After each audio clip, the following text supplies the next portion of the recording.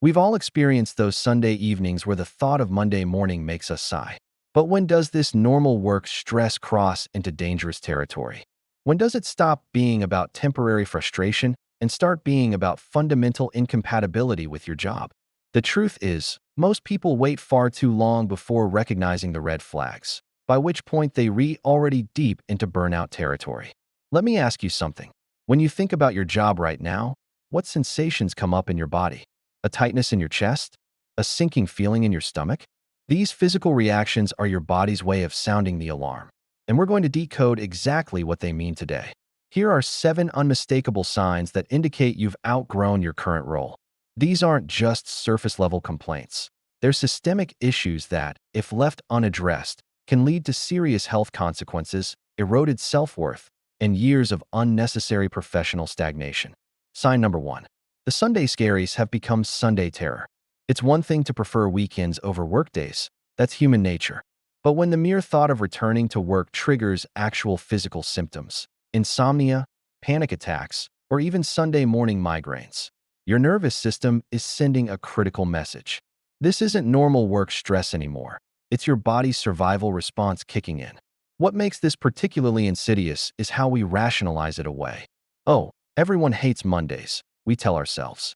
But there's a world of difference between mild reluctance and visceral dread. When you start structuring your entire weekend around mentally preparing for Monday, or find yourself calculating sick days just to cope, that's not burnout. That's your job actively harming you. Sign number 2. You envy other people's success. Here's an important distinction. There's normal professional jealousy, and then there's the particular flavor of resentment that comes from being deeply unfulfilled. When you see colleagues getting promotions or friends pursuing passions, does it A. Inspire you to up your game, or B. Trigger a crushing sense of why not me, followed by hopelessness? That second reaction reveals a painful truth. You're not actually jealous of their success. You're grieving the version of yourself that believed such success was possible for you. When a job systematically erodes your belief in your own potential, it's not just a bad fit. It's professional quicksand. Sign number 3. Your future self has disappeared. Try this exercise right now.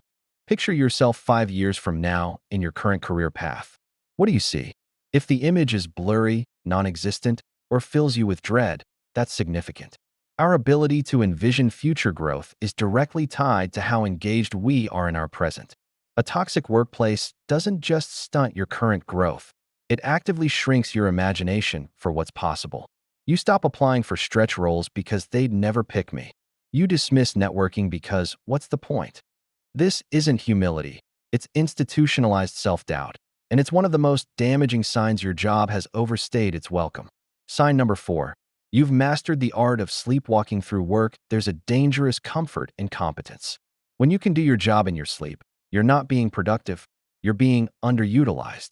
The human brain thrives on appropriate challenge. Without it, we develop what psychologists call skill atrophy. The scary part? Many people mistake this comfortable stagnation for job security. At least I'm good at this, they tell themselves, while their creativity and passion slowly suffocate. If you haven't felt professionally challenged in the last 6 months, if every day is essentially a rerun of the last, your job isn't stable. It's stagnant. Sign number 5. Your job title has become your whole identity. Who are you outside of work? If that question takes more than 3 seconds to answer, we've identified a serious problem.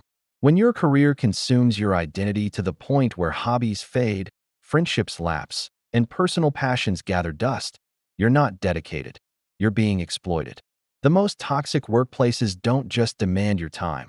They colonize your sense of self. You stop saying I work in marketing and start saying I am a marketer, as if the job defines your entire worth. This level of enmeshment makes leaving terrifying, which is exactly why oppressive cultures encourage it. Sign number 6. Your best efforts are met with silence.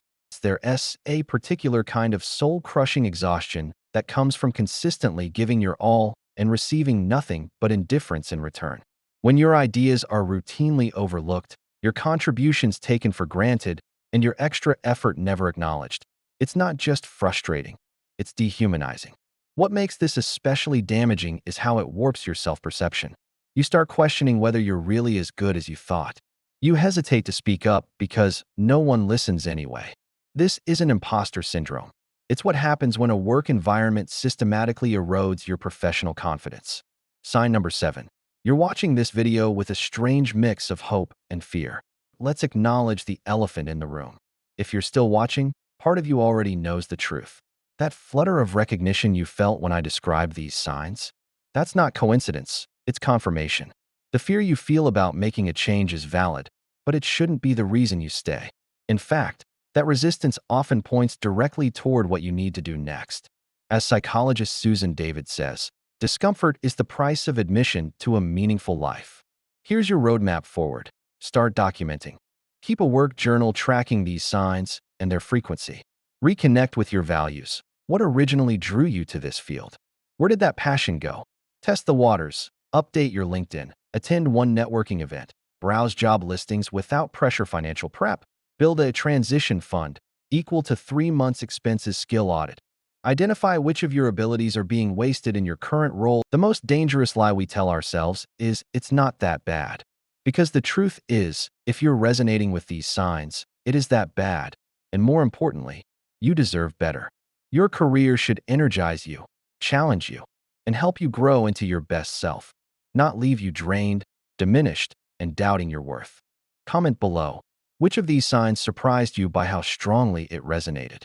Your story could help someone else recognize they're not alone.